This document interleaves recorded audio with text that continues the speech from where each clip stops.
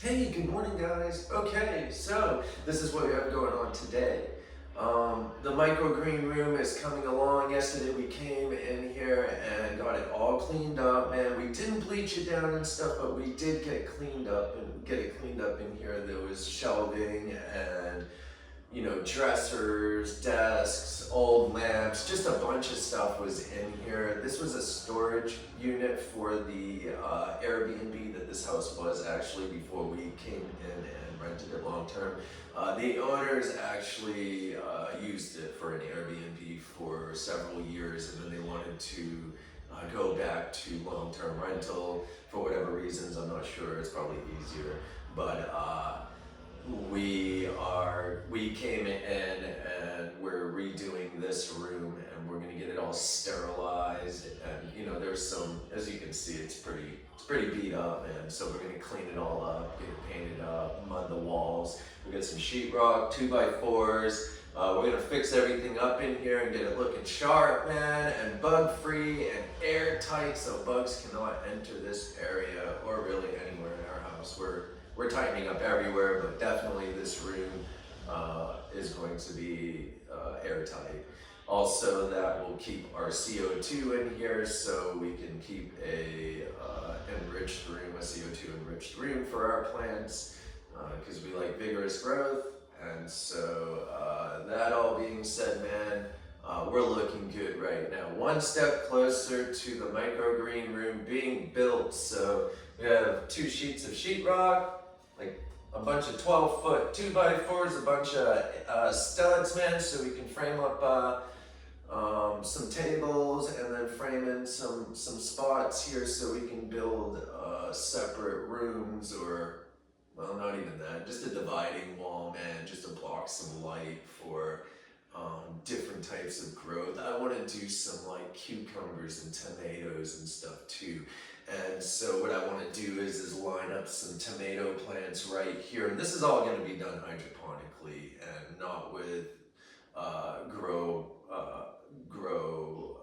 pro mix or soil, of course, isn't hydroponics, but we're not going to do that type of pro mix or any type of that in our soilless medium. We're going to try to do aeroponics. I would like to do, there's another method where the roots hang, I'm not sure what it's called, but the roots will hang in a basket full of like lava rocks or vermiculite, and the water underneath will bubble and the roots will be in the bubbler, so it's aerated and it's, it can feed anytime it wants to. Aeroponics will spray the roots and keep the roots, the inside of the chamber, it stays humid and moist and stuff. So I want to do like the buckets and or even the PVC piping with the baskets and the lava rocks of vermiculite or whatever medium we use. We may use coco coir, but it depends, man. I've never used coco coir. We used to use rock wool cubes, and so.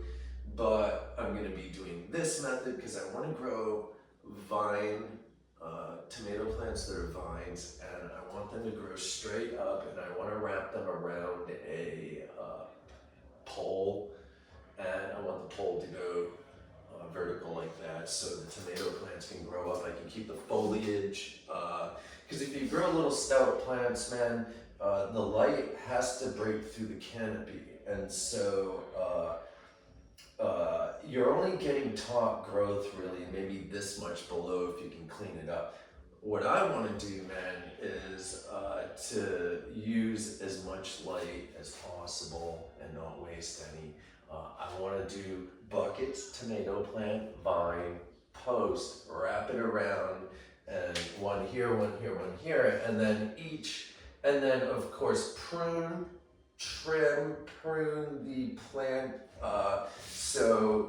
and train it so it wraps around, and each will have a bunch of fruiting spots, prune it so it has multiple fruiting sites, and so we'll have fruiting sites all the way up, and then of course the leaves are a little factories. And so my knowledge on this stuff is kind of,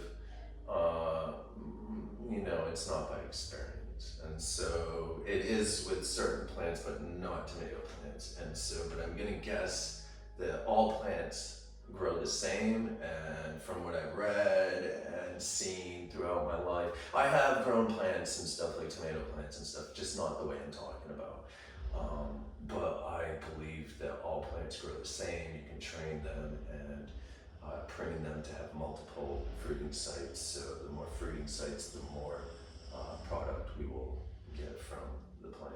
And so I want to get them on cycles so we have fruiting tomatoes all the time, and we can hook our friends up and of course ourselves. I eat a lot of veggies and Mary does also. And so anyways, I want to have that sectioned off a little bit. I may do it with panda wrapping, I'm not sure, but anyways, that is my idea. I want to do cucumbers also and grow them on like maybe some lattice or like a vine and hang them so the fruits, hang and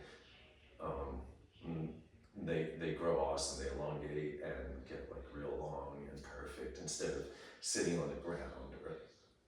But that also being the same idea as the tomato plants, pruning and trimming and making sure that you use as much of the light as possible that you have to use. So anyways, that all being said, man, we're doing really good on our room, man, and making progress. And today we'll be bleaching it out and getting the walls and stuff ready for a new layer of paint. We're gonna put some mold resistant paint up, we're gonna mud it up, we're gonna get this all looking pretty and tight, and then we'll plastic it out, or we'll figure out what we're gonna do later.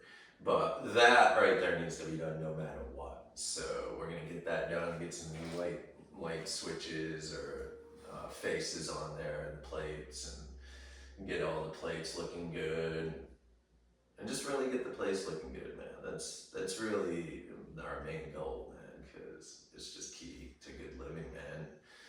Anyways, that all being said, guys, I'm gonna go ahead and move on to getting this all set up and ready. More to come, guys. 1 month. Peace.